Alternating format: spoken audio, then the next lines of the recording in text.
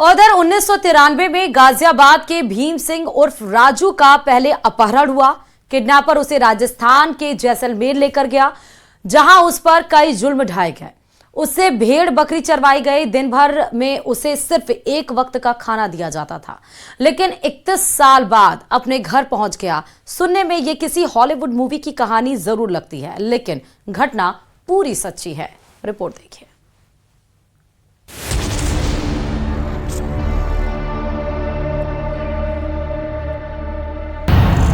रेगिस्तान में बंदी, दुनिया से अनजान,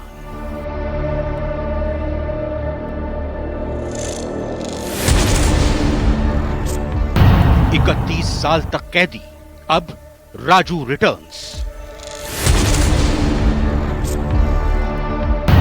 किडनैपिंग कांड, गाजियाबाद टू जैसलमेर। अपहरण की फिल्मी कहानी, राजू की जुबानी।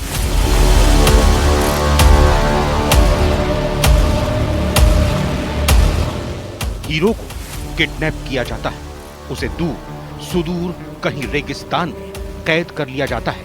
ना उसे खाना दिया जाता है, न पानी, लेकिन इन सब कठिनाइयों के बाद भी वो जैसे तैसे वापस आ जाता है। बॉलीवुड से लेकर हॉलीवुड की मूवीज में ऐसा आपने कई बार देखा होगा, लेकिन ऐसा अब सच हो गया है।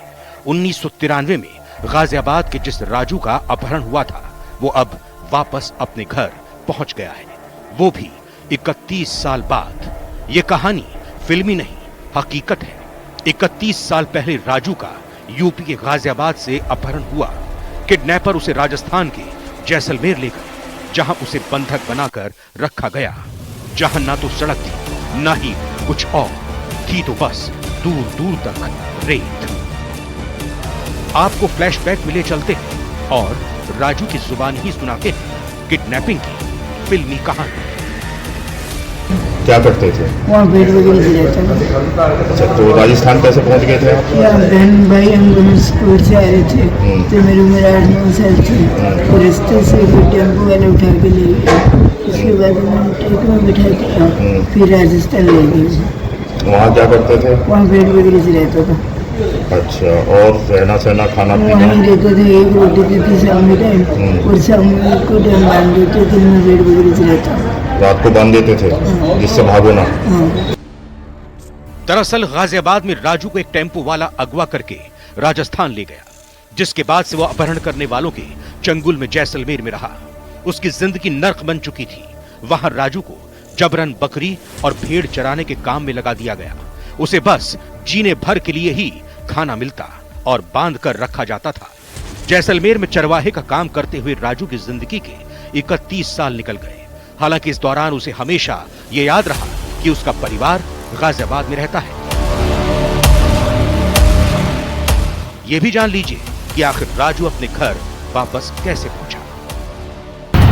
जैसलमेर में जहां राजू से जबरन काम कराया जाता था, वहां बीते दिनों कुछ लोग बकरियां खरीदने के लिए आए थे। राजू ने उन लोगों से मदद मांगी और अपनी आप बीती सुनाई। ये सुनकर बकरी खरीदारों ने राजू को भागने में मदद की। राजू उनके ट्रक में छिपकर वहां से निकल आया। वो लोग राजू को पहले दिल्ली लेकर आए, फिर उसे गाजियाबाद की ट्रेन में बैठा दिया। जब राजू गाजियाबाद पहुंचा तो उसके लिए यहाँ सब कुछ बदल चुका था। न तो वो किसी को जानता था और न घर का एड्रेस उसके पास था। ऐसे में राजू सीधे पुलिस थाने पहुंचा और अपनी पूरी कहानी बयां की, जिसके बाद पुलिस ने उसे अपने घर पहुंचाया। क्या ऐसा हो सकता है कि कोई समोसा और गुलाब जामुन को ना पहचाने? लेकिन 38 साल के राजू के लिए यह बिल्कुल नया था। वो गाजियाबाद के पुलिस स्टेशन पहुंचा। थाने में पुलिसकर्मियों ने जब उसे समोसा दिया तो वो बेहद ही अचंभे से देख रहा था, जैसे कि वो समोसे को पहचानता ही ना हो। ये बात बिल्कुल सच भी थी, क्योंकि उसने कभी समोसा देखा ही नहीं था, तो खाता कहां से? कुछ नहीं देखा, नहीं। रोटी डाल के से जाएगी से और कुछ नहीं देखा। कुछ नहीं देखा आपने? अच्छा, जब आए थे आपके भाई तो आपने इन्हें कुछ खिलाया था, रसगुल्ला वगैरह? है नहीं था, वहाँ थोड़ा खाने में खिलाया था। तो ये कहने लगे कि ये मैं नहीं जानता। तो ये बोला कि ये क्या है। पुलिस वालों ने कहा कि ये रसगुल्ला है, बेटा खा ले। तो इसे 2 दिए तो 1 खाया।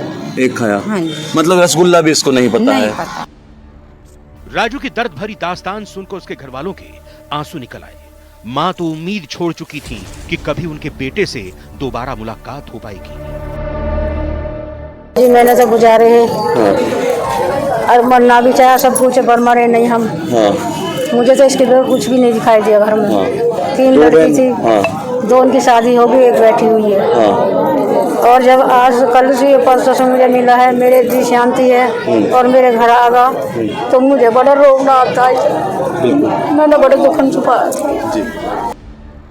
फिलहाल माँ बाप अपने इकलौते बेटे को 31 साल बाद पाकर बेहद खुश हैं। वहीं राजू भी अपने परिवार के पास आकर बहुत खुश है।